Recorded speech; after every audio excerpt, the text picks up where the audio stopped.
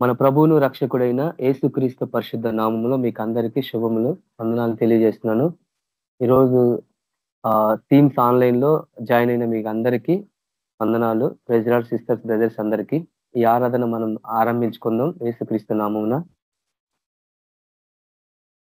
Starting పేరు స్వర పాట సుజాత సిస్టర్ గారు పాట పాడతారు. Praise Lord brother. నా ప్రైజ్ లార్డ్ అన్న, అందరికి ప్రైజ్ లార్డ్.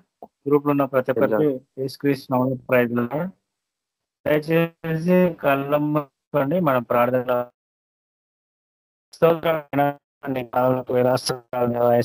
సర్వాధికారి సర్వశక్తి మంత్రుడ దేవ ఎస్ఐ మా ప్రభా, నీకే వేలా స్తోత్రాలు మా ప్రభా. మరి ఒకసారి నీకు ప్రార్థనలు ఉన్న దాన్ని బట్టి నీకే వందన స్తోత్రాలు దేవా.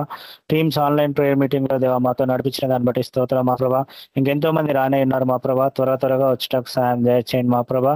ప్రతి ఒక్క నెట్వర్క్ ని ఆధీనంలో ఉంచుకోండి మా ప్రభా. యేసుక్రీస్తునామములో గద్దిస్తున్నాం మా ప్రభా. ప్రతి ఒక్క నెట్వర్క్ ఇష్యూ ఎక్కడ లేకుండా సాయం దయచేయండి మా ప్రభా. నీకు మెడైన దీవెనలు కుమ్మరించండి మా ప్రభా. ఇక్కడ వచ్చిన ప్రతి ఒక్క బిడ్డని పేరు పైన దీవించి ఆశ్రయించండి దేవా. చింత యావత్తు మీ పైన ఇస్తారు మా ప్రభా. ప్రతి ఒక్క ఐకిక విచారం తీర్చివేయండి మా ప్రభా. సేవలో బలంగా వాడబట్టకు సాయం దయచేయండి మా ప్రభా. ఇంకెంతో మంది రక్షణ లేకుండా ఉన్నారు మా ప్రభా. రక్షణ మార్గం మేము అందరికీ చూపించడానికి సాయం దయచేయండి మా ప్రభా. నికమైన నష్టం కుమరించండి మా ప్రభా. ఇక్కడ ఉన్న ప్రతి ఒక్క బిడ్డ పేరు మీద దేవా మీరే సాయం దయచేయండి మా ప్రభా. ఇది మొదలుకొని నిరంతరం నేను సేవించే బిడ్డగా ఉంటాకు సాయం దయచేయండి దేవా. నీకే మహిమ ఘనత ప్రభావం చెల్లాలి మా ప్రభా. మీరే సర్వోన్నతుడు మా ప్రభా, సర్వాధికారి మా ప్రభా, దేవ సర్వశక్తి మంత్రుడు మీరే మా ప్రభా.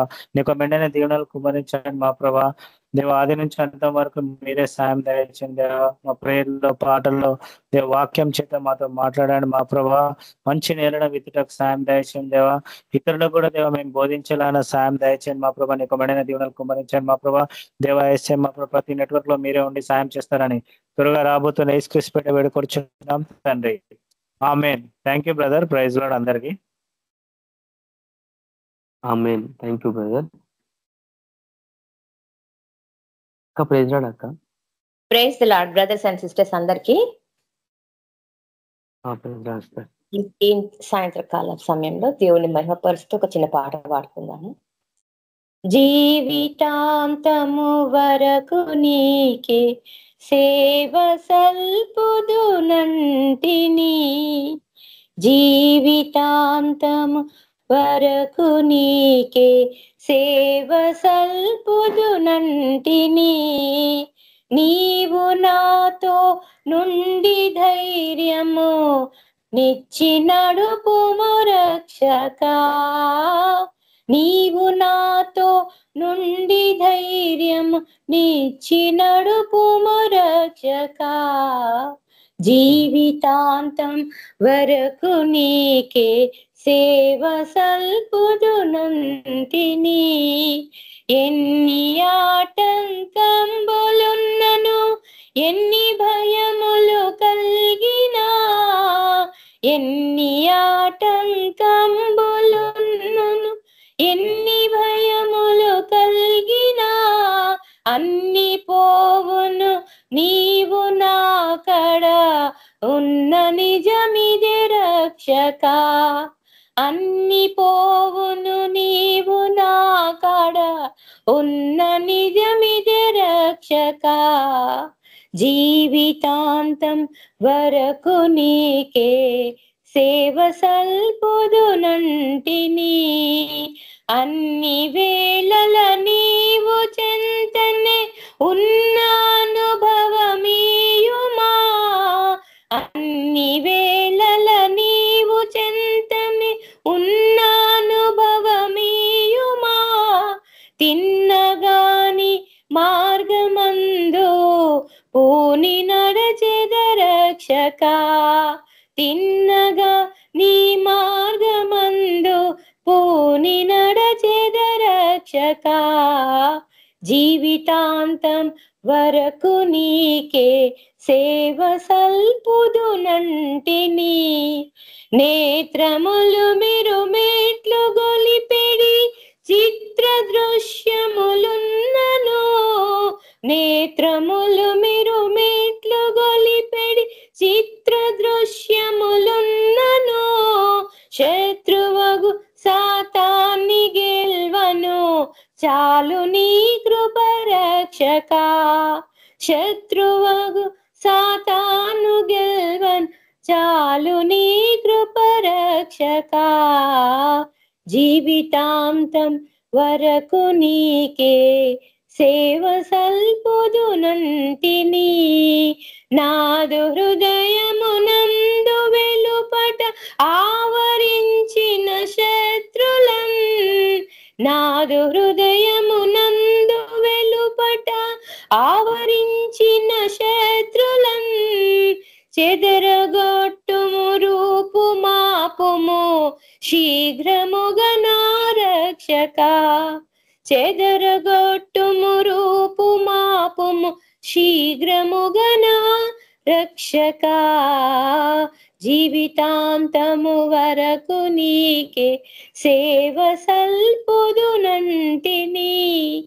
మహిమలో నీ ఉండు చోటికి మమ్ము చేర్చెదవంటివే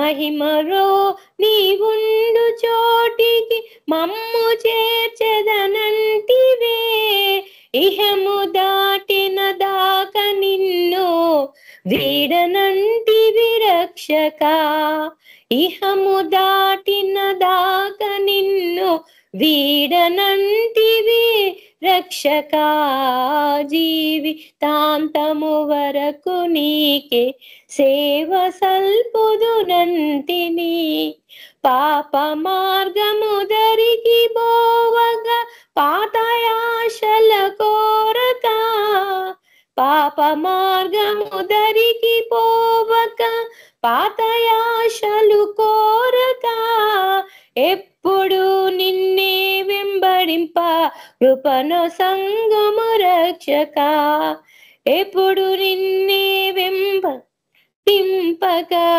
కృపను సంగము రక్షక జీవితాంతము వరకు నీకే సేవ సల్పుదునంటిని నీవు నాతో నుండి ధైర్యము నిచ్చి నడుపుము రక్షక. Thank you brother. Praise the Lord. Thank you అక్క. Praise the Lord. మన మధ్యలో ఉన్న సందర్శకులు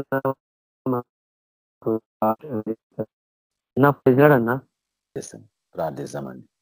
పరశుధరవగు దేవ మీకు వందనాలనైనా, మహోన్నతుడగు తండ్రి మీ కృతజ్ఞతలు యేసయ్యా. ఈ ఉదయం నుంచి ధర్మాలు కాచి కాపాడి సురక్షితంగా ఇంటికి చేర్చినందుకు మీకు ఎంతో వందనాలు. ప్రతి పనిలో విజయం అనుగ్రహించినందుకు మీకు ఎంతో వందనాలు. ప్రభువా మీ యొక్క సన్నిధిలో సమయం గడిపే భాగ్యాన్ని, యోగ్యతని, అవకాశాన్ని మరోసారి మా జీవితంలో ఇచ్చినందుకు మీకు ఎంతో వందనాలనైనా. బహుశ్రేష్టమైన మీ యొక్క వాక్యాన్ని ధ్యానించాలని మేము ఆశపడుతున్నాం తండ్రి. ఈ సృష్టిలో అంతకంటే విలువైంది ఏది లేదు ప్రభువా. కాబట్టి నైనా మీ స్వరం వింటే మాకు జీవం నైనా, మీ వాక్యంలో స్వస్థత, మీ వాక్యంలో జీవం ఉంది నైనా. ఎండిన ఎముకలను జీవింపజేసే గొప్ప శక్తి అందులో ఉంది ప్రభువా. అవును ప్రభువా, అటువంటి తిరుమల్లి నడిపింపు మాకు అవసరం.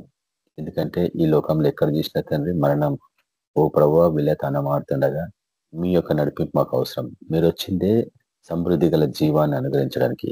మరి అటువంటి జీవితం వింటున్న వారందరికీ అనుగ్రహించమని ప్రార్థిస్తున్నాం. ఈ సాయంత్రం సమయంలో మరోసారి ప్రభావ మాతో మాట్లాడండి, మళ్ళీ బలపరచండి. నేను ఐహిక విచారాల చేత మేము అనేక మంది ఎటెటో కొట్టుకొని పోతుండగానైనా మీరెత్తటి మీ యొక్క విత్తనాలను మటుకు మీ యొక్క ఆ యొక్క తన్మల్ కళ్ళెంలో దాచిపెట్టుకుంటున్నందుకు మీకు ఎంత వందనాలు, భద్రపరచుకుంటున్నందుకు మీకు ఎంత వందనాలు. అదేవిధంగా ప్రభావ మీ యొక్క చెంగున ముడి వేసుకున్నారని తండ్రి మేము ఆ యొక్క హెచ్కెల్ గ్రంథంలో అనేక పర్యాలు ధ్యానించుంటుంటాం నైనా. కాబట్టి నైనా మీలో మేము దాచబడ్డాము, మీలో మేము భద్రపరచబడ్డాం నైనా. కాబట్టి నైనా దుష్టునికి మేము అవకాశం ఇవ్వం.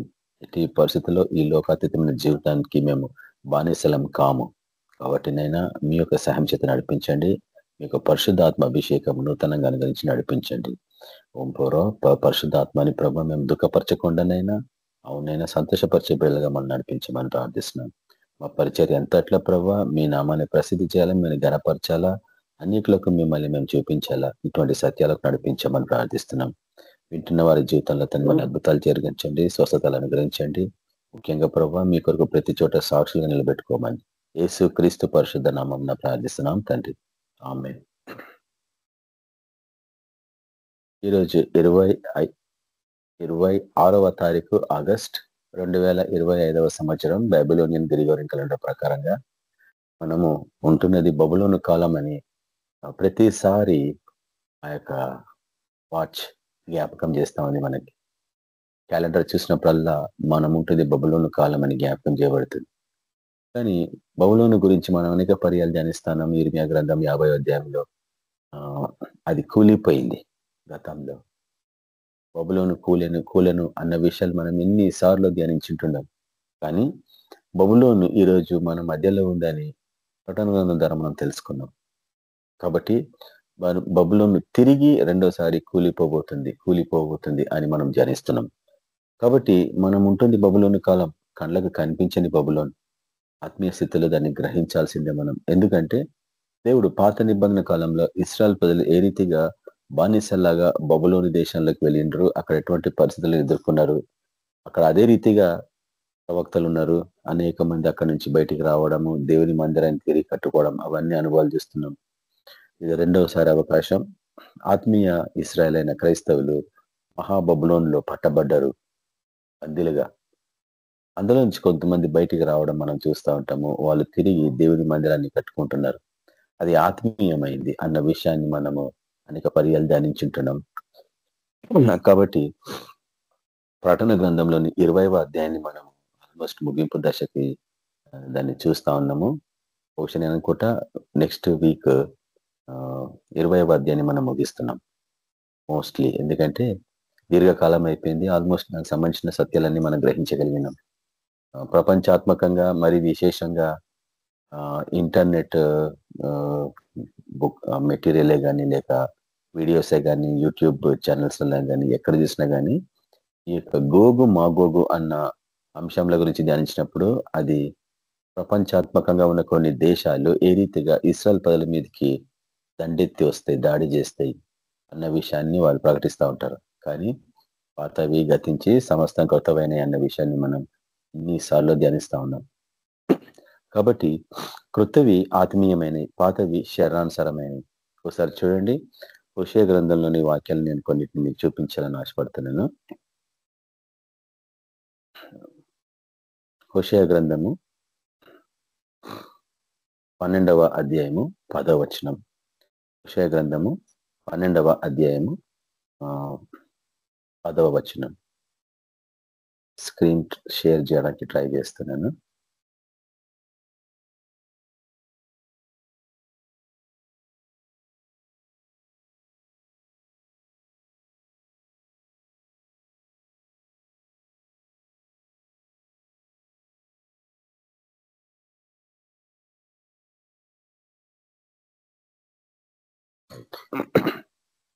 చూడండి, హోషేయ గ్రంథము 10వ అధ్యాయము 12వ వచనం. ప్యారలల్ బైబిల్ ఓపెన్ చేసి చూపిస్తున్నా కాబట్టి ఇంగ్లీష్ నుంచి కూడా మనం చెక్ చేసుకోవచ్చు. ఇంగ్లీష్ వర్షన్లు ఏ రీతిగా ఉంది, తెలుగు వర్షన్లు ఏ రీతిగా ఉన్నాయి. అయితే దేవుడు మాట్లాడుతుండు ప్రవక్త ద్వారా.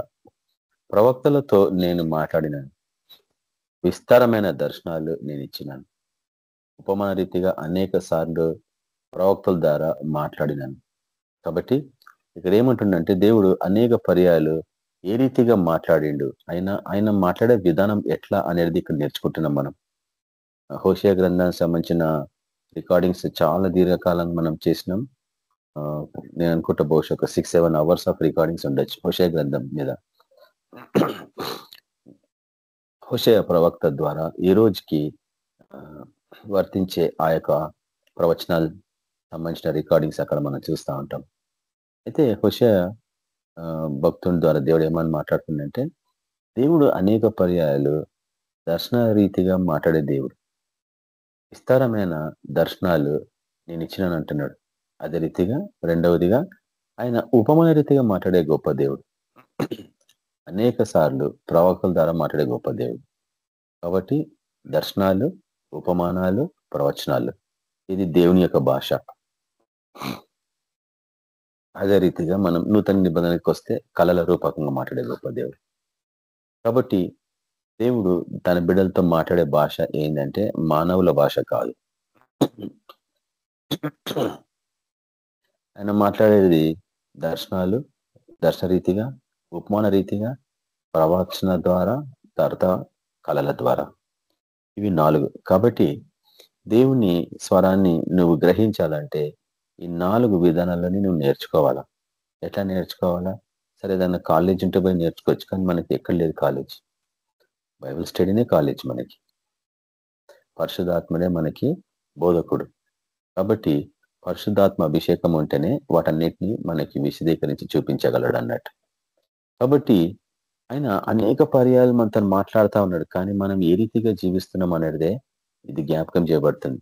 అదే రీతిగా ఆమోసు గ్రంథం చూడండి ఒకసారి. ఆమోసు గ్రంథము 3వ అధ్యాయం. ఆమోసు గ్రంథము 3వ అధ్యాయం.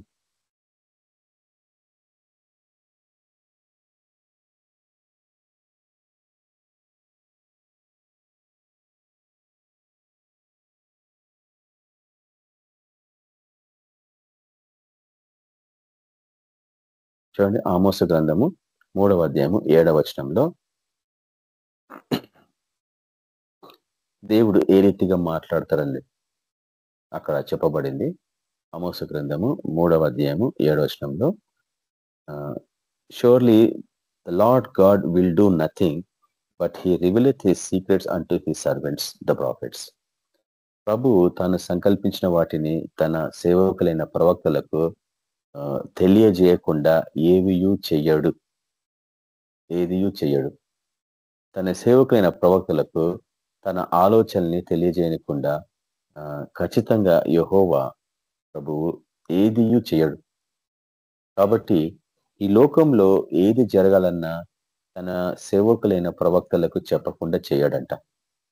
అది విధానం, దేవుని విధానం. ఎప్పటికైనా అది ఎప్పటికీ మారదన్నట్టు. అది పాత నిబంధన కాలపు సమయాలే కావచ్చు, ఈ యుగానికి సంబంధించిన కాలాలే కావచ్చు, సమయాలే కావచ్చు. ఆయన మారని దేవుడు. కాబట్టి తన బిడ్డలకు, ముఖ్యంగా తన సేవకులకు, అంటే సంపూర్ణంగా ఆయన కొరకు నాజీరు చేయబడ్డ వారి జీవితాల గురించి మాట్లాడుతాడు. వారికి చెప్పకుండా ఏమీ చెయ్యడు. కొన్నిసార్లు ఏమంటాడు, దాన్ని త్వరగా పోయి చెప్పమంటాడు. కొన్నిసార్లు అంటాడు కొంతకాలం ఆగమంటాడు. ఇప్పుడు చెప్పొద్దు, ఇది టైం కాదంటాడు. కాబట్టి ఆయన ఎప్పుడు చెప్పమంటే అప్పుడు చెప్పడానికి సిద్ధంగా ఉండే వాళ్ళు వీళ్ళు. కొంతకాలం వరకు ఆగండి అంటే ఆగండి ఉండేవాడు. కాబట్టి దేవుడు ఖచ్చితంగా ఈ లోకంలో ఏ పని చేయాలన్నా తన ప్రవచనాలు నెరవేరే టైంకి, ఆయన కార్యాలు నెరవేరే సమయానికి ఖచ్చితంగా తన బిడ్డలకి చెప్పి ఉండాలా. ఒకవేళ తన బిడ్డలకి చెప్తలేడంటే అర్థం ఏంటంటే తన బిడ్డల్లాగా జీవిస్తలేరని అర్థం. కొంచెం కష్టమే అది. మనందరికీ దేవుడు అవి చెప్పాలా. చెప్పలేదంటే మనలో ఏదో బలహీనత ఉంది. నీకు చెప్పకుండా ఏమో జరిగిపోతున్నాయి. ముఖ్యంగా నీ కుటుంబంలోనే ఉపద్రవాలు వస్తున్నాయి అంటే నీకు తెలియలేదంటే నీలో ఖచ్చితంగా ఏదో లోపం ఉందన్నట్టు. తన బిడ్డలకి చెప్పకుండా తను ఏవి కూడా చేయడు లోకంలో. కాబట్టి ఇవన్నీ ఆయన సంకల్పాలు ముందుగానే స్థిరపరచబడ్డాయి. అవి నెరవేరే టైంకి ఆయన హెచ్చరించి వాడిని నెరవేరుస్తూ ఉంటాడు. అవి నెరవేరక తప్పదన్నట్టు. ఒకవేళ నీకు చెప్పకున్నా అవి నెరవేరుతూనే ఉంటాయి. నీకెందుకు చెప్తలేడంటే నువ్వు ఆయన సేవకురాలాగా లేవేమో పరిశీలించుకోవాల్సిందే. అది కొంచెంసారి కఠినంగా అనిపిస్తూ ఉంటది, కానీ దాన్ని గ్రహించే బాధ్యత మటుకు మనది. కాబట్టి ప్రకటన గ్రంథము 20వ అధ్యాయంలో మనం కొన్ని విషయాలను ధ్యానిస్తా ఉన్నాము కొంతకాలం నుంచి. ముఖ్యంగా ప్రకటన గ్రంథము 7వ అధ్యాయం చూద్దాం. 20వ అధ్యాయం చూద్దాం. ప్రకటన గ్రంథము 20వ అధ్యాయం.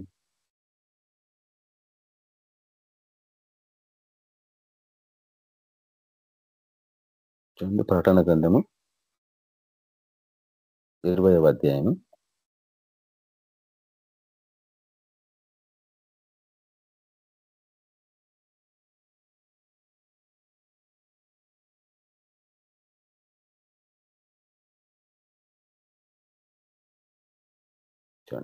ప్రకటన గ్రంథము 20వ అధ్యాయము 7వ వచనం నుంచి 1000 సంవత్సరములు ముగిసినాక ఏం జరిగిందనేది మనం చూస్తున్నాం.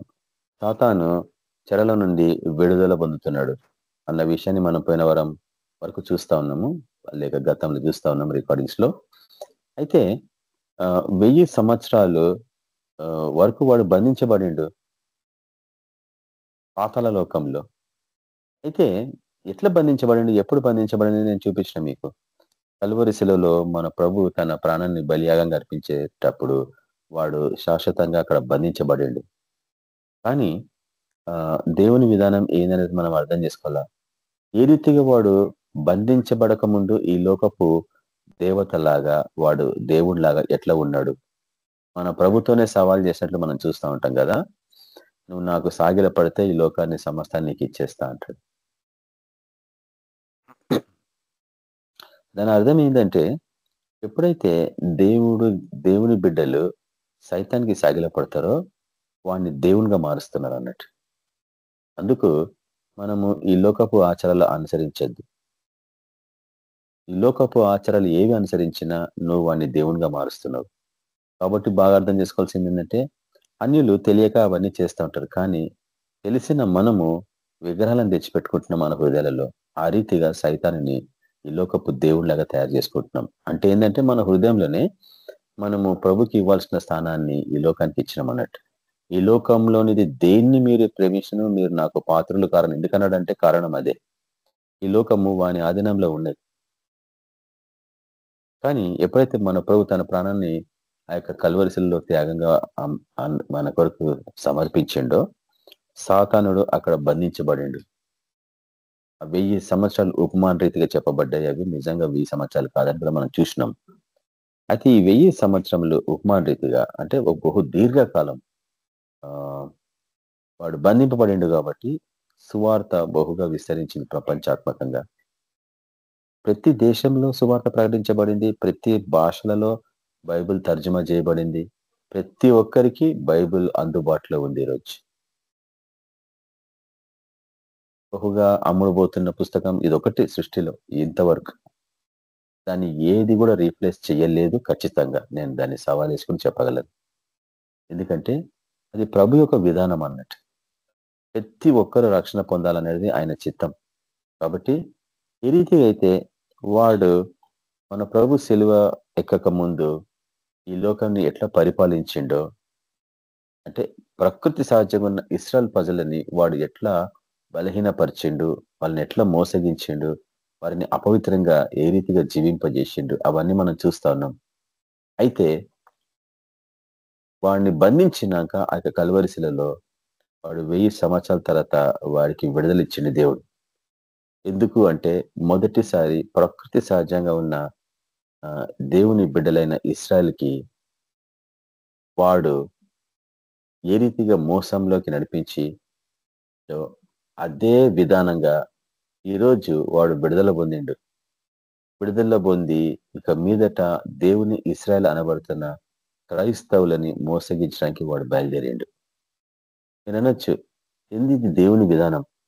దేవుడు ఎందుకు ఆ రీతిగా వారిని వానికి విడుదల కల్పించిండు? వాడు భూ నలుదిశల యందు ఉన్న ప్రజలందరినీ లెక్కకు సముద్రపు ఇసుక వలె అని మనం చూస్తూ ఉంటాం. ప్రకటన 20 లెక్కకు ఇసుక వలె ఉన్న గోగు మాగోగు అని వారిని మోసగించి వారిని యుద్ధంనకు పోగు చెట్టకై వాడు బయలుదేరను. ఎందుకు దేవుడు వాళ్ళకి పర్మిషన్ ఇచ్చిండు? మనం మొదటి నుంచి నేర్చుకుంటున్న సత్యం ఇది ఏంటంటే, దేవుని బిడ్డలు ఎప్పుడైతే ఆయనని తృణీకరించి ఉల్లంఘించి ఆయన ధర్మశాస్త్రానికి విరుద్ధంగా జీవిస్తారో ఆయన శత్రువుకి అప్పగించిండు. రకరకాల శత్రు దేశాలు అవి పరిపాలించారు ఇశ్రాయేల్ ప్రజల మీద. అదే రీతిగా ఈరోజు కూడా ఆయన విధానం అంతే. నీ శత్రువు ఎవరంటే మనిషి కాదు, మనము శరీరులతో పోరాడే వాళ్ళం కాదు అన్న వాక్యం మనకు తెలుసు. కాబట్టి మన శత్రువు ఎవరంటే సాతానే. కాబట్టి సాతానికి పర్మిషన్ ఇస్తున్నాడు వాడు ఏం చేయాలి? ఇప్పుడు సాతానికి పర్మిషన్ ఇచ్చినప్పుడు వాడు మరోసారి ప్రపంచంలో అందరినీ మోసగించడానికి బయలుదేరిండు. అదే వాడి పని. ప్రభు ఎందుకు వాడికి పర్మిషన్ ఇచ్చిండు అనేది మనం ఇక్కడ అర్థం చేసుకోవాలి. ఎందుకంటే ఆయన విధానం అది. కొందరిని ఘనహీనమైన పాత్రలాగా ఆయన పరిచర్య కొరకు వాడుకుంటాడు. కొందరిని ఘనమైన పాత్రలాగా ఆయనకు ఘనతని వహించి ఘనతను తెచ్చుకుంటే పాత్రలాగా వాడుకుంటా ఉంటాడు. మనుషులను కూడా అంతే, దేవదూతలు కూడా అంతే, మనుషులను కూడా అంతే. ఆయన కొంతమందిని ఘనంగా వాడుకుంటూ కొందరిని ఘనహీనంగా వాడుకున్నాడు.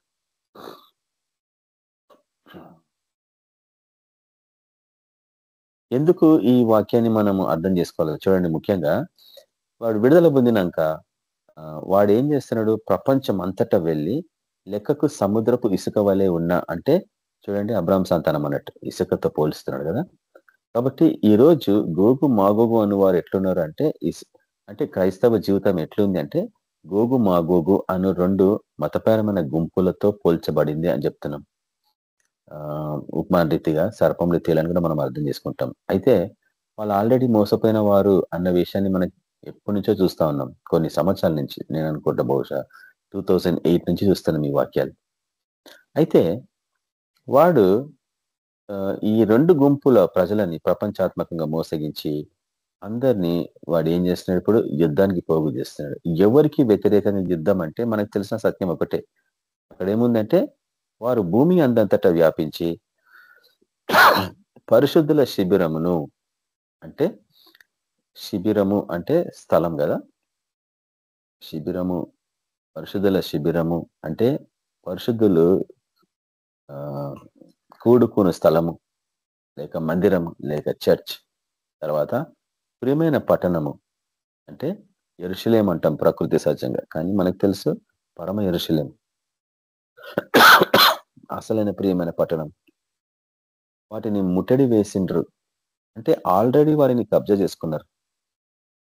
1000 సంవత్సరాల తర్వాత జరిగిన స్టోరీ గురించి మాట్లాడుతుంది. అంటే కొంతకాలం నుంచి ఈ మోసం ప్రపంచాత్మకంగా మనం చూస్తా ఉన్నాం. ముఖ్యంగా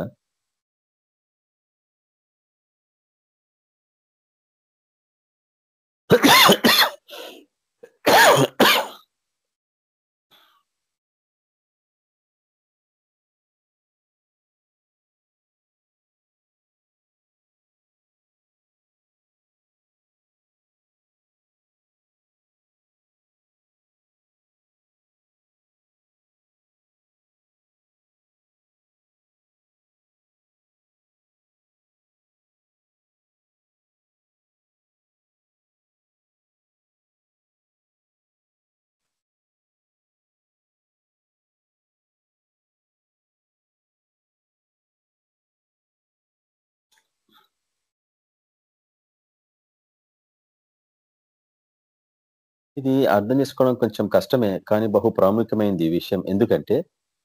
ఎందుకు సాతానుని బంధించాలా, ఎందుకు వానికి విడుదల ఇవ్వాలా, తిరిగి వాడు రెండోసారి ఎందుకు ప్రపంచాన్ని మోసంలో నడిపించాలా. మొదట ప్రకృతి సహజంగా ఉన్న ఇశ్రాయేలు ప్రజలని మోసంలో నడిపించిండు. ఎటువంటి మోసం అంటే మెస్సయ్య పుట్టుగానే గుర్తుపట్టనీయకుండా చేసిండు. వాడు అంత మోసగించిండు. ఆయన పుట్టే సమయానికి ఎవ్వరు గుర్తుపట్టలేకపోయారు అతన్ని. ప్రవచనం అయితే విన్నారు, ఎన్నో సంవత్సరాలు విన్నారు ప్రవచనాలు. గొప్ప గొప్ప ప్రవక్తలు, యెషయా ప్రవక్త మొదలుకొని మీకా వరకు మనం చూస్తున్నట్టు మన ప్రభు పుట్టుక గురించి ప్రవచనాలు. కానీ దుష్టుడు ఏ రీతిగా ఇశ్రాయేలు ప్రకృతి సహజంగా ఉన్న ప్రజలని మోసగించిండు అంటే మొత్తం దేశం మెస్సయ్య పుట్టుకని గుర్తుపట్టలేకపోయింది. కేవలం ఒక చిన్న గుంపే, ఒక 4 కుటుంబాలే ఆయన పుట్టుకని గుర్తుపట్టగలిగినాయి. రెండవసారి ఆయన రాకడకు సంబంధించిన విషయాలలో మోసగించడానికి వాడు బయలుదేరిండు. ఈసారి ఎటువంటి మోసం అంటే మనుష్య కుమారుడు తిరిగి వచ్చినప్పుడు భూమి మీద విశ్వాసాన్ని కనుగొనున అంతగా మోసగిస్తాడు అన్న విషయాన్ని మనం నేర్చుకుంటున్నాం. కాబట్టి ఆయన ఏ రీతిగా అయితే ప్రకృతి సహజమైన ఇశ్రాయేలు ప్రజలు శ్రమల గుండా అనుభవాలు పోయినరో అదే రీతిగా క్రైస్తవులకు కూడా జరుగుతాయి. కాబట్టి ఒకసారి చూడండి, కొరింథీయులకు రాసిన పత్రికలో ఒక వాక్యాన్ని నేను మీకు చూపిస్తాను. కొరింథీయులకు రాసిన పత్రిక మొదటి పత్రిక 10వ అధ్యాయం.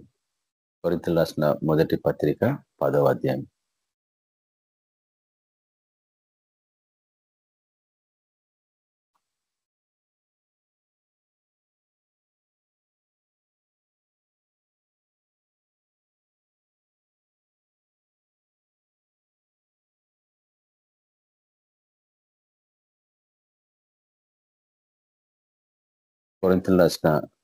మొదటి కొరింథీయులకు రాసిన పత్రిక 10వ అధ్యాయము 11వ వచనం చూడండి. అనేక పర్యాలు మనం చూసిందే. ప్రవచనాలను అర్థం చేసుకోవాలంటే ఇది బహు ప్రాముఖ్యమైంది. 11 నుంచి చూస్తాం.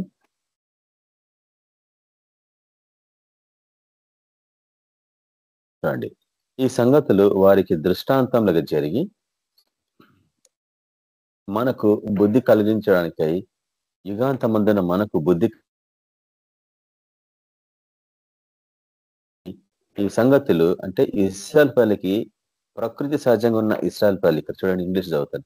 Now all these things happened unto them for ensamples and they are written for our admonition అంటే మన హెచ్చరిక కొరకు అవి రాయబడ్డాయి. And they are written for our admonition upon whom the ends of the world are come అంటే యుగాంతమందున్న మనము ఖచ్చితంగా యుగాంతమందున్నాము అని వాక్యం హెచ్చరిస్తా ఉంది.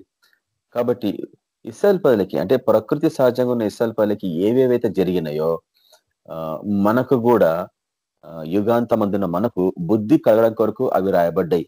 అంటే యుగాంతమందున్న మనకు కూడా అవి నెరవేరుతాయి. నువ్వు వాటిని వాళ్ళకి జరిగినవి నేర్చుకోకపోతే నీకు బుద్ధి లేదన్నట్టు.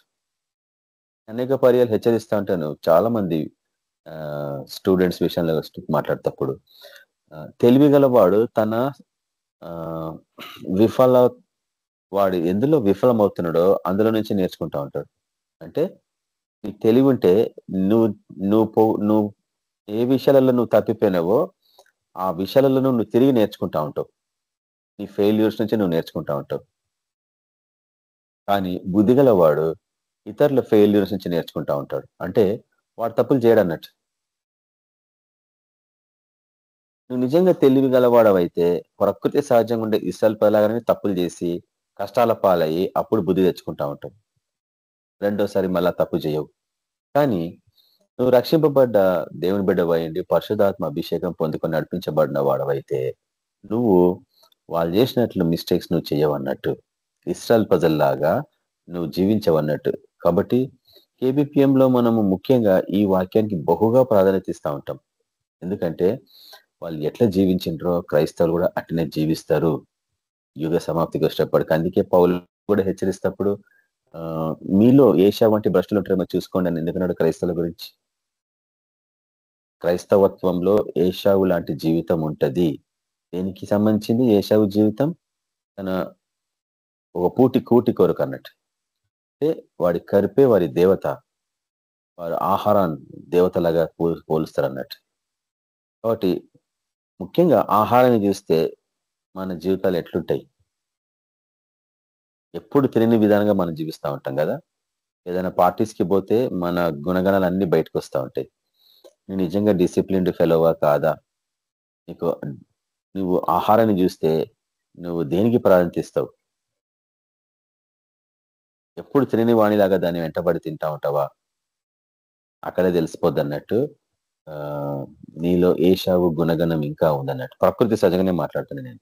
కానీ ఏషావు ఈ లోకాన్ని సంపాదించుకోవాలనుకున్నాడు బలవంతంతో. కాబట్టి ఏషావు మృగంతో పోల్చబడిండు. ఎవరైనా కానీ బలాత్కారంతో పరిపాలించాలనుకుంటే జబర్దస్తి చేసి దేవునికి విరుద్ధంగా వాక్యానికి విరుద్ధంగా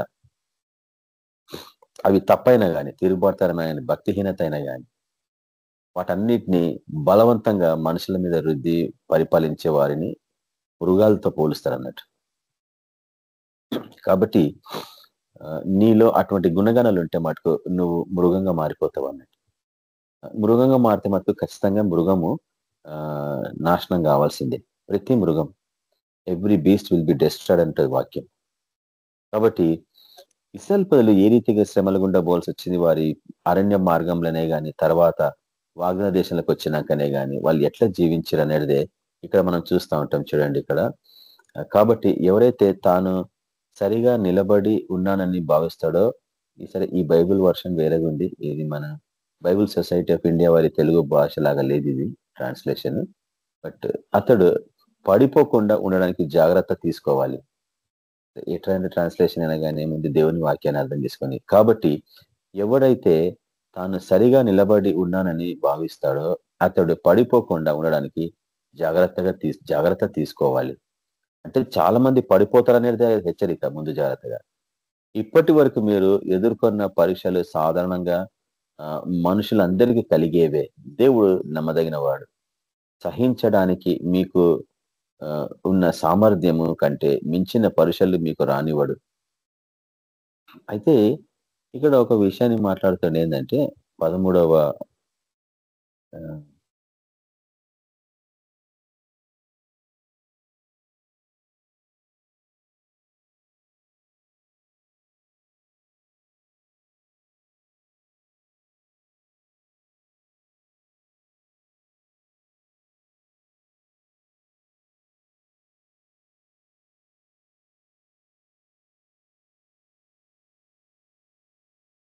అంత డీటెయిల్గా ఇప్పుడు దీన్ని నేను చూపించదలుచుకోలేదు, ఎందుకంటే మన వాక్యం ఎటో వెళ్ళిపోతుంది. దీన్ని నేను క్లోజ్ చేస్తే, ఎందుకంటే ఈ ట్రాన్స్లేషన్ కరెక్ట్గా లేదు. సో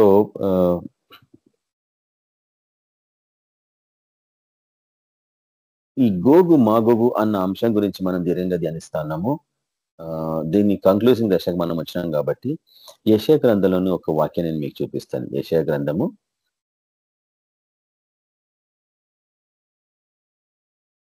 14వ అధ్యాయం ఎవరైనా ధ్యానించవచ్చు కూడా. యెషయా గ్రంథము 14వ అధ్యాయము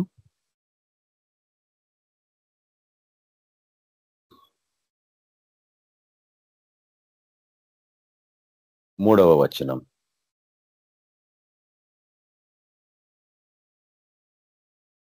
యెషయా గ్రంథము 14వ అధ్యాయము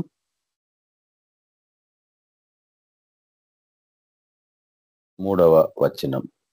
కాబట్టి ఇంతకు ముందు మనం చూస్తున్న విధానంగా ఈ గోగు మాగోగు అనేది ఆత్మీయ స్థితిలో జరిగే ఆత్మీయ పోరాటం అని ప్రభు మనకు బయలుపరుస్తున్నాడు. ఎందుకంటే ఇది పరిశుద్ధుల శిబిరము, దాని తర్వాత పరిశుద్ధ పట్టణం మీదకి రాబోయే యుద్ధం ఇది ఎప్పుడు జరుగుతుంది? సైతాను విడుదల పొందినాక 1000 సంవత్సరాల తర్వాత ఉపమానీతికి చెప్పబడింది. ఇవన్నీ ఉపమానీతికి చెప్పబడుతున్న వాక్యాలే.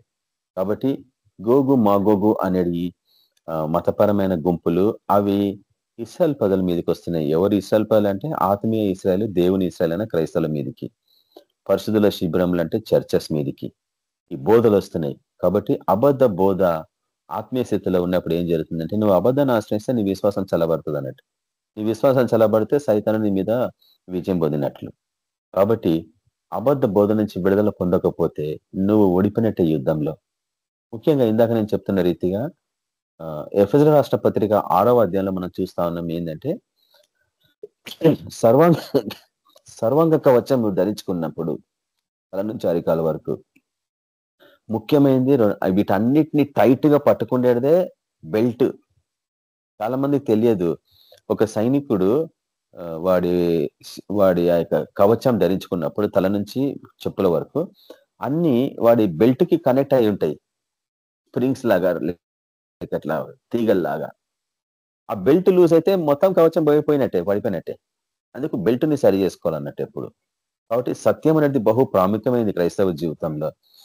నువ్వు ఎప్పుడైతే సత్యాన్ని ప్రేమిస్తావో నువ్వు అబద్ధాన్ని తృణీకరిస్తావు.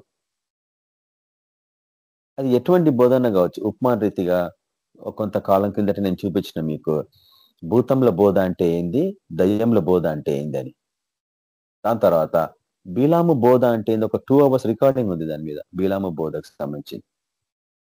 బీలాము బోధ అంటే ఏంది, దాని తర్వాత నికోలైతుల బోధ ఏందో నేను ఒక రికార్డింగ్ లో చూపించిన దీర్ఘంగా, చాలా సంవత్సరాలు, ఆల్మోస్ట్ నేను అనుకుంటా ఒక 1900 days క్రితం జరిగింది అది, ఆ రికార్డింగ్.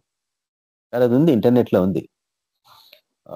నికోలైతుల బోధ అంటే ఏంది, దాని తర్వాత యెజబెలు బోధ అంటే ఏంది.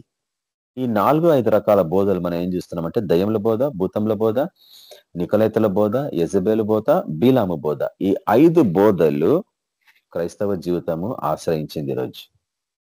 అంటే వాడు ఆల్రెడీ కబ్జా చేసి పెట్టుకున్నాడు, వీళ్ళని ముట్టడి వేసి పెట్టిండు. క్రైస్తవ జీవితము ముట్టడి వేయబడింది ఈ వాక్యం ప్రకారంగా 20వ అధ్యాయంలో మనం చూసినట్లు.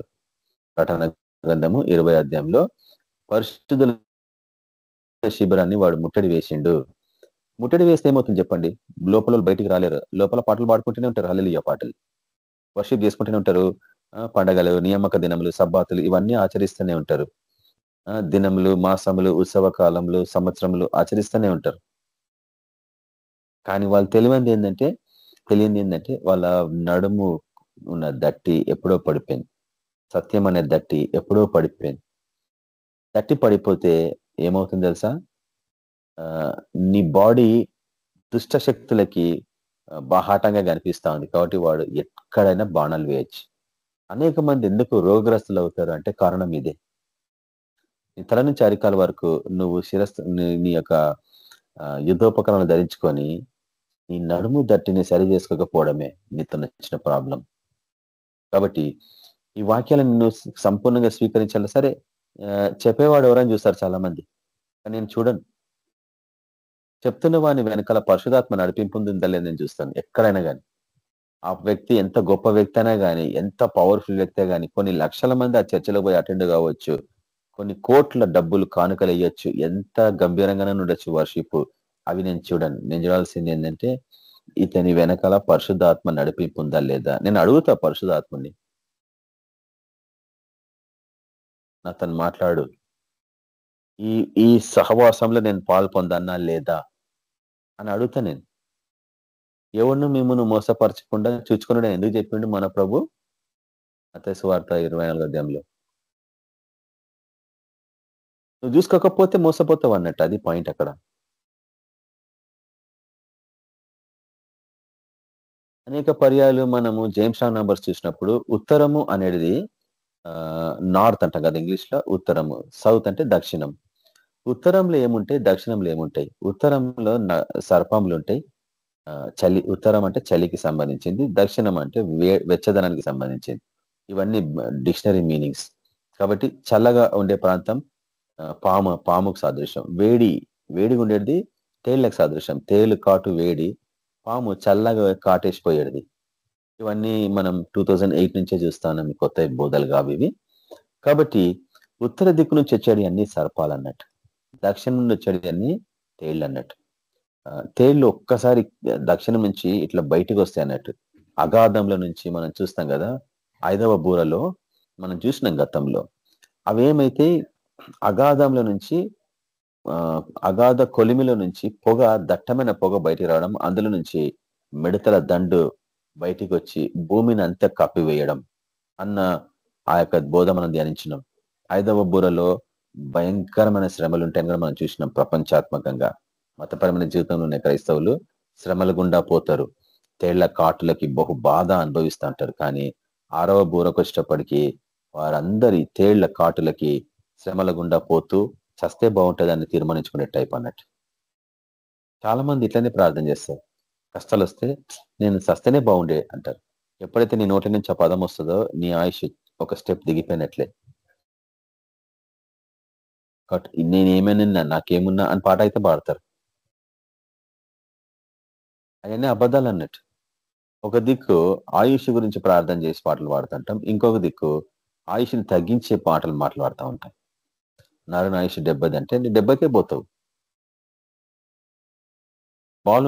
బాలుని ఆయుష్ 100 ఏళ్ళ నేను చూపించినాను యెషయా గ్రంథంలో. మళ్ళీ 100 ఏళ్ళు మినిమం నువ్వు బ్రతకాలా. 100 ఏళ్ళు ఎందుకు బ్రతకాలా అంటే ఆయన సేవ కొరకు. ఎందుకు ధనాన్ని సంపాదించుకోవాలా? సేవ కొరికే. ఏవైనా సేవ కొరికే, ఏవైనా ప్రభు కొరికే, ఏవైనా ప్రభుని గణపరచడం కొరికే. మిక్కిలి అల్పులైన నీ సహోదరులకు చేస్తే నాకు చేసినట్లు అన్నాడు. కాబట్టి దాన ధర్మాలు కూడా చేస్తాం, మనము పరిచర్య చేస్తాము, సువార్త ప్రకటిస్తాం. అన్నిటికంటే శ్రేష్టమైంది చీకటి నుంచి మనుషుని వెలుగు నడిపించడం, ఆ పని చేయడం. ఈ యుద్ధం, ఇది ఈ ఆత్మీయ పోరాటమే గోగు మా గోగు అనేది యుద్ధం. కాబట్టి సర్పంలకు తేళ్లకు వ్యతిరేకంగా నిలబడాలి. ఎందుకంటే ఈ సర్పంలు తేళ్లు ఏం చేసినాయి? గొప్ప జనాన్ని మోసగించినాయి. వాళ్ళకి పర్మిషన్ ఇచ్చిందే సైతానుడు, సైతానికి పర్మిషన్ ఇచ్చిందే మన ప్రభు. అక్కడ ఉంది వాక్యం అరీతిగా. కాబట్టి వాడికి స్వాతంత్రం వచ్చింది 1000 సంవత్సరాల తర్వాత. కాబట్టి వాడు విచ్చలవిడిగా, అందుకే ప్రకటన గ్రంథం 12వ అధ్యాయం చేసినప్పుడు మనము వాడు ఏమంటుండంటే వాడికి చాలా కొద్దిగానే సమయం ఉంది, సైతానికి కొద్దిగానే సమయం ఉంది. కాబట్టి వాడు విజృంభించి గొప్ప జనం వెంట పరిగెత్తుతున్నాడు అని మనం చూస్తాం అక్కడ 12వ అధ్యాయంలో. నీ బాధ్యత ఏంది? సూర్యుని ధరించుకున్న స్త్రీ నువ్వు, 1,44,000 మంది. ఏం చేయాలా? సైతాను బానిసత్వం నుంచి వారిని బయటికి లాక్కొని రావాలా.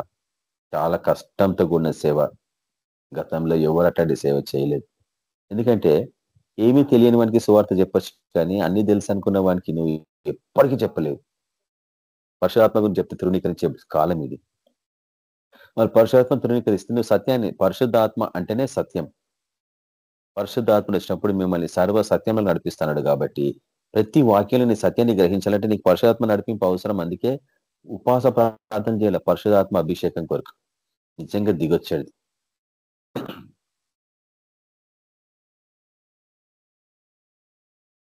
కాబట్టి ఈ ఉత్తర దిక్కు నుంచి వచ్చే ఈ సైన్యము ఎటువంటిది అనేది మనం అర్థం చేసుకోవాలా. ఎందుకంటే ఇవన్నీ ఆత్మీయ ప్రపంచంలో నెరవేరుతున్నాయి.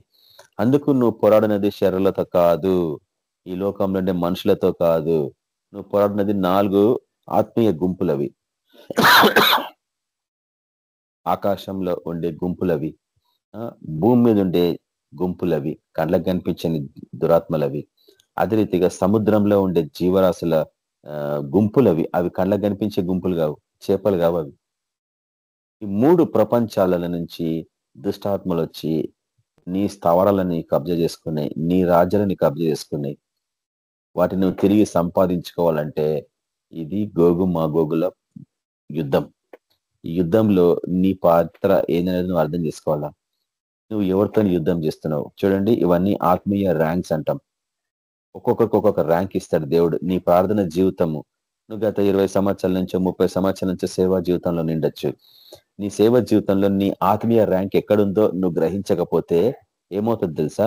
నెక్స్ట్ టైం నువ్వు ఎక్కడన్నా ప్రార్థన చేయనిపోయినప్పుడు నీకు తెలిసిపోతుంది నీ ప్రార్థన ఫలిస్తలేదు అక్కడ, నీ వాక్యం ఫలిస్తలేదు అక్కడ. అప్పుడు నువ్వు అర్థం చేసుకోవాలా, అక్కడ ఉన్న దురాత్మల ర్యాంక్కి నువ్వు చాలా తక్కువ వాడవు. ఆత్మీయ ప్రపంచంలో ర్యాంక్ సంపాదించుకోవాలంటే సమస్తాన్ని తృణీకరించుకొని పెంటకుప్పగా ఎంచుకొని నీ ప్రార్థన జీవితంలో సంపూర్ణంగా ఎదగకపోతే మటుకు నువ్వు ఈ ప్రధానులతో పొరడలేవు. అవి బహు డేంజరస్ ఆత్మలు. అవి లోకనాథులతో పొరడలేవు. ప్రస్తుత అంధకార సంబంధులకు లోకనాథులతో నువ్వు పొరడలేవు. దురాత్మ సమూహంలతో నువ్వు పొరడలేవు.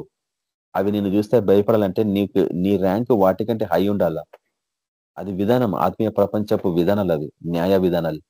భూమి మీద ఎట్లనే విధానాలు. ఇప్పుడు ఈ లోకంలో ఎక్కువ చదువుకున్నానికి ఎక్కువ జాబ్స్ వస్తుంటాయి, ఎక్కువ అనుభవం ఉన్నకి ఇంకొక పెద్ద పొజిషన్స్ వస్తూ ఉంటాయి. కాబట్టి ఈ యొక్క ప్రకృతి సహజమైన ర్యాంక్స్ ఈ లోకంలో. అట్లనే ఆత్మీయ ప్రపంచంలో కూడా ర్యాంక్స్ ఉంటాయి ప్రతి ఒక్కరికి. ఈ గోగు మా గోగు యుద్ధంలో నువ్వు ఒక రాజులాగా లేక రాజకుమారునిలాగా నువ్వు ఎదగాలంటే నువ్వు ఈ లోకంలో ఎంతో త్యాగం చేసుకుండాల. క్రైస్తవ జీవితంలో ఇది ఒకటి నేను నేర్చుకుంది ఏంటంటే, నీ పరిచర్యలో నువ్వు ఉన్నత స్థితికి ఎదిగి అనేకులకు ప్రభుని చూపించాలా, అనేకులని చీకట్ల నుంచి బయటికి లాక్కొని రావాలంటే నీ లెవెల్ చాలా హై ఉండాలా. సరే, మనం దాని కొరకు ప్రయాసపడుతున్నాము. ఈ బోధ మనం ఇంతకుముందు ఎప్పుడు చూడలేదు. లాస్ట్ 3 years నుంచే మనం చూస్తా ఉన్నాం ఈ బోధలు. ఎందుకంటే ఒక్కొక్క సీజన్ లో ఒక్కొక్క విధానంగా దేవుడు మనల్ని అందరినీ తరబిదు చేస్తా ఉన్నాడు. ఒక సీజన్ లో అద్భుతాలు స్వస్థతలు దీర్ఘంగా నేను చూసిన, ఇప్పటికి కూడా చూస్తాను. సేవా పరిచయాలు అప్పుడప్పుడు జరుగుతూ ఉంటాయి. పరిచయాలు బెడ్ డన్స్ లేయడము, నడవడము, బహుగా కాలుతూ జ్వరంతో ఉన్నవారు, హై టెంపరేచర్స్ తో ఉన్నవారు, బట్ బెడ్ మీద పండుకున్నవారు ప్రార్థన చేయగానే బయటికి రావడము, వచ్చి మాతో పాటు కూర్చొని ప్రార్థనలో పాల్గొనడం, ఇట్లాంటి ఎన్నెన్నో చూస్తున్నాం. దయ్యాలు పట్టిన వాళ్ళు ఎంతోమంది విడుదల పొందడం, ఇవన్నీ చూస్తా ఉన్నాం. కానీ అవన్నీ ఒకప్పుడున్న ర్యాంక్స్ అయినాయి. కానీ ఇప్పుడున్న ర్యాంక్స్ ఎట్లా ఉండాలంటే, రోగాలు నీ మాట వినాలా. ఎటువంటి రోగాలు నీ మాట వినాల్సిందే. కోమాలో ఉన్న మనిషి బయటికి రావాలా, నీకు ఆ ర్యాంకింగ్ ఉందా? ఒక మనిషి ఆత్మని దుష్టుడు అక్కడెక్కడో బంధించి పెడితే ఆత్మీయ ప్రపంచంలో, నువ్వు ఆ మనిషిని కోమాల నుంచి బయటికి తీసుకొని రావాలంటే, ఏ దుష్టాత్మ అయితే ఒక వ్యక్తిని కోమాలోకి నడిపించిందో ఆ దుష్టాత్మ కంటే నీ ర్యాంక్ హై ఉండాలా ఆత్మీయ ప్రపంచంలో. గోగు మా గోగుల యుద్ధం ఎక్కడ జరుగుతలేదు, నీ హృదయంలో జరుగుతుంది. నీ హృదయం ఎంత విశాలమైందో నువ్వు ఇప్పుడు అర్థం చేసుకో. కొన్ని కోట్ల దురాత్మలు నీ హృదయంలోకి వచ్చి జమగాలని ఆశపడుతున్నాయి. సేన అనే దయ్యం పట్టిన వాటిలో ఎన్ని దయ్యాలు ఉన్నాయి? మగ్దలేని మరియాలు ఎన్ని దయ్యాలు ఉన్నాయి చెప్పండి, ఎవరు చెప్పగలరు? 7 దయ్యాలు 8 దయ్యాలు ఉన్నాయి ఆమెలో.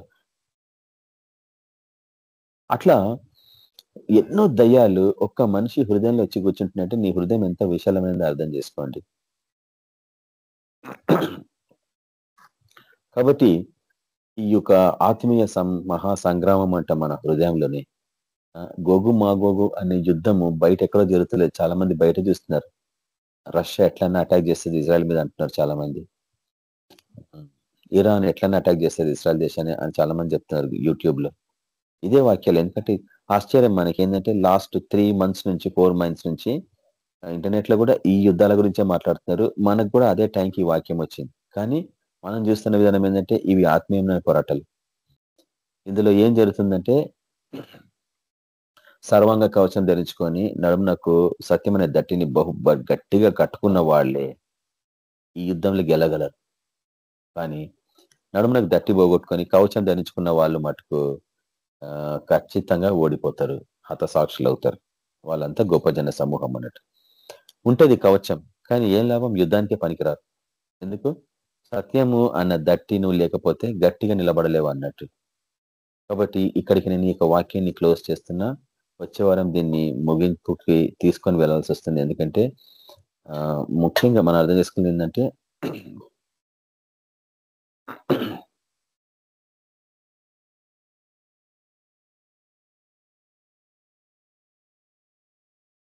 సత్యమును నువ్వు ప్రేమించకపోతే అబద్ధంను నమ్మునట్లు దేవుడు మోసపుచ్చు ఆత్మను వారికి పంపిస్తున్నాడని మనం తెస్సలోనికీయులకు రాసిన పత్రికల్లో మనం గతంలో చూసినాం. కాబట్టి ఏ రీతిగా అంటే సత్యం అంటే ఏం చెప్పండి? సత్యం అంటే పిలాతుకు సంబంధించిన విషయాలు మనం ధ్యానిస్తూ ఉంటాం. సత్యం అంటే ఏని అడిగింది యేసుప్రభుని, కానీ చెప్పే లోపల యేసుప్రభు నోరు తెర లోపలనే అక్కడ నుంచి కుర్చీ నుంచి దిగి వెళ్ళిపోయాడు, సింహాసనం దిగి వెళ్ళిపోయాడు.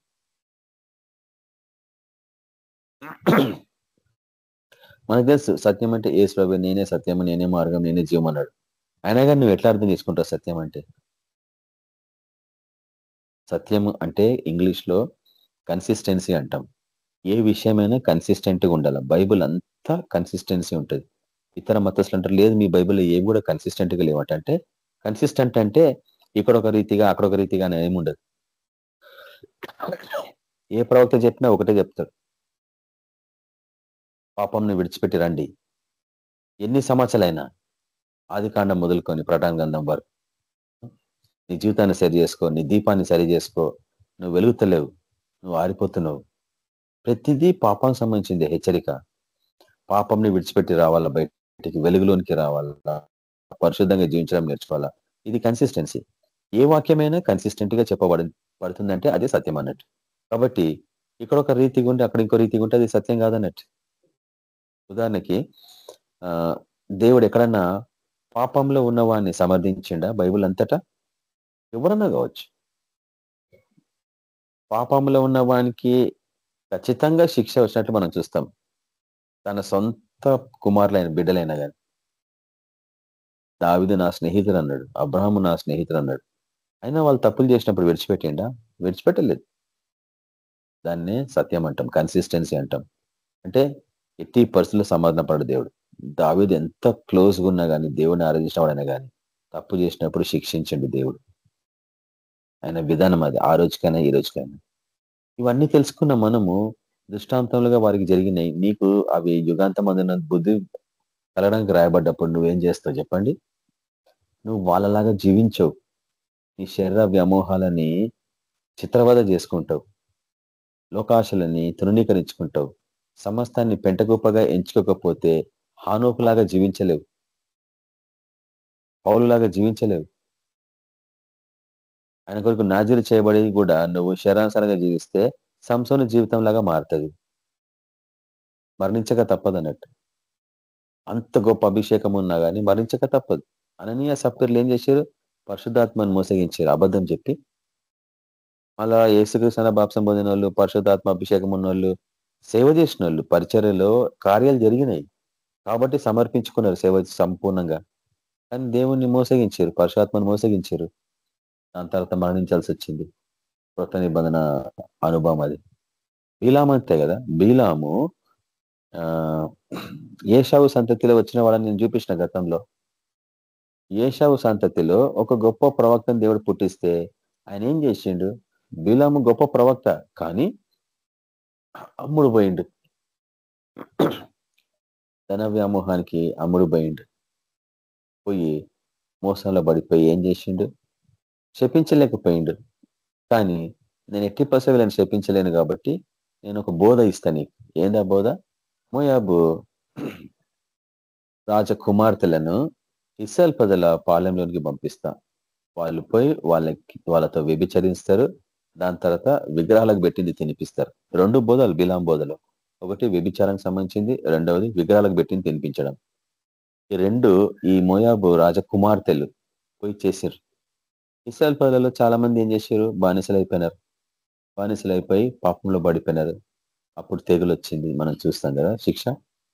దేవుడు విధానం మారదు ఎప్పటికైనా అంతే. పాపం నువ్వు ఎటువంటి వాడవైనా కానీ పాపంలో ఉంటే మటుకు దానికి రావాల్సిన శిక్ష తప్పదు. తెగులు రాక తప్పదు, రోగాలు రాక తప్పదు. కాబట్టి ఎప్పుడైతే నువ్వు ఈ వాక్యంలోని సత్యాన్ని గ్రహిస్తావో నీ రోగాల నుంచి నువ్వు విడుదల పొందుతావు. ఎందుకంటే ఈ వాక్యంలో ఆ పవర్ ఉంది. నువ్వు ఎంతగా వాక్యాన్ని ధ్యానించి, అంటే చదవడం కాదు, చాలా మంది చదువుతారు పొద్దున్న లేసి అది ఆచారబద్ధంగా. అట్లా చదివితే వేస్ట్. వాక్యాన్ని చదివి ధ్యానించాలి, దాంట్లో డీప్గా వెళ్ళిపోవాలా. వెళ్ళిపోతేనే కానీ నీకు స్వస్థత రాదు, విడుదల రాదు, విశేషమైన అద్భుతాలు చూడలేవు. తర్వాత అటువంటి వాక్యంలో నానబడకుండా నువ్వు ప్రార్థన చేస్తే నీ ప్రార్థనలో అగ్ని ఉండదు. అటువంటి పరిచర్యలో, అటువంటి సేవా విధానంలో ప్రభు మనం నడిపించాలా.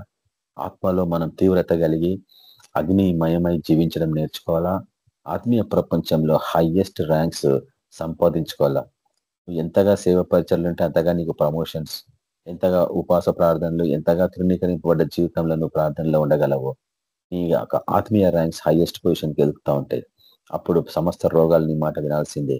సమస్త చీకటి శక్తులు ఎటువంటివైనా కానీ అవి ప్రధానులైనా కానీ అవి నీ మాట వినాల్సిందే. అటువంటి పరిచర్యలను ప్రభు మిమ్మల్ని నడిపించాలని ప్రార్థిస్తాం. పరిశుద్ధ తండ్రి, మీకు వందనాలనైనా. మీ కృపలో మరోసారి మనం జ్ఞాపకం చేసుకొని నైనా గోగు మా గోగుల యుద్ధము ఇది ప్రకృతి సహజమైంది కాదు, భౌతికమైంది కాదు, ఇది ఆత్మీయమైంది అన్న విషయాన్ని మీరు మాకు చూపిస్తున్నారు. ఇది ఎక్కడ నెరవేర్తలేదు, మా హృదయాలు నెరవేరుతుంది నైనా.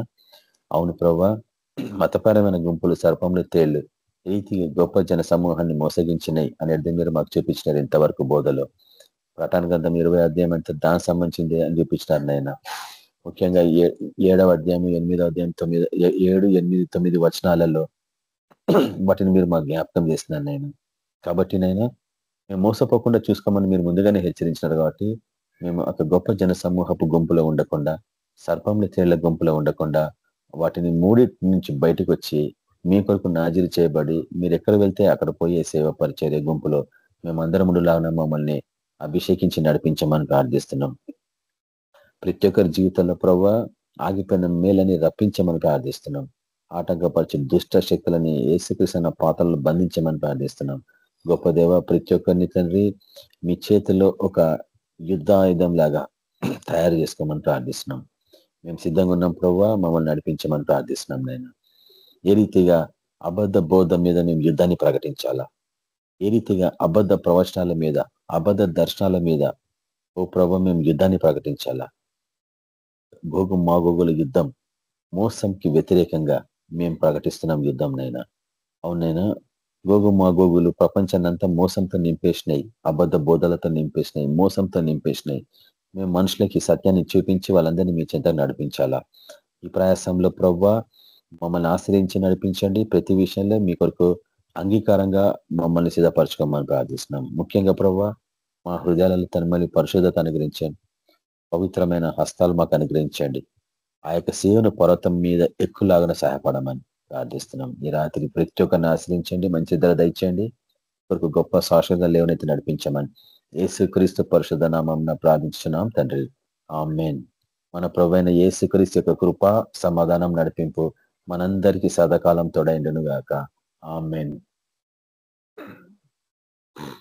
ఆమేన్. Praise the Lord. Good night. అందరికీ praise Lord. Sister brothers brothers అందరికీ అందరికీ praise praise Lord. Brothers and sisters అందరికీ ప్రైజ్ లార్డ్. అందరికీ ప్రైజ్ లార్డ్ అన్న. అందరికి praise praise Lord sister. Praise Lord అక్క ప్రైజ్ లార్డ్ అన్న. ప్రైజ్ లోడ్ అక్క అన్న అందరికి ప్రైజ్ లోడ్.